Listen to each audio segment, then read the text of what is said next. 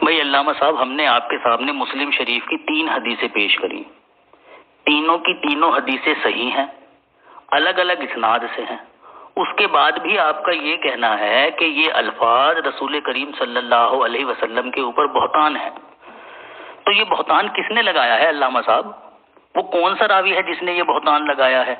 آپ براہ کرم ہمیں اس کا جواب دیں۔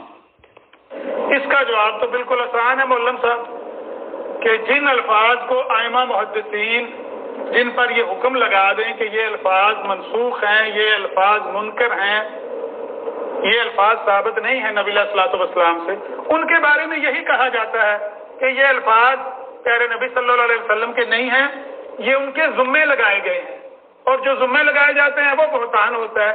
کس نے لگایا ہے ہمیں نہیں پتا، کس نے لگایا ہے، کیسے لگا ہے ہمیں نہیں پتا، کیسے لگا ہے، کس نے لگایا ہے ہمیں نہیں پتا، کس نے لگایا ہے، کیسے لگا ہے ہمیں نہیں پتا، کیسے لگا ہے، کس نے لگایا ہے ہمیں نہیں پتا، کس نے لگایا ہے، کیسے لگا ہے ہمیں نہیں پتا، کیسے لگا ہے، کس نے لگایا ہے ہمیں نہیں پتا، کس نے لگایا ہے، کیسے لگا ہے ہمیں نہیں پتا، کیسے لگا ہے۔ اچھا، واہ کیا منطق ہے آپ کی احمد نذیر صاحب۔ بس یہ پتہ ہے کہ ہم نے علماء کی بات ماننی ہے، قرآن اور حدیث کی بات نہیں ہم نے ماننی، یہ آپ کو پتہ ہے۔ کس نے الزام لگایا ہے، کیوں لگایا ہے، یہ آپ کو پتہ نہیں ہے۔ بس آپ نے مولوی کی بات مان کے اس کے پیچھے چل پڑنا ہے۔ کیا منطق ہے آپ کی احمد نذیر صاحب، ماشاء اللہ۔ بس صحیح کہتے ہیں نا کہ عقل ہے تو وہابی نہیں، وہابی ہے تو عقل نہیں۔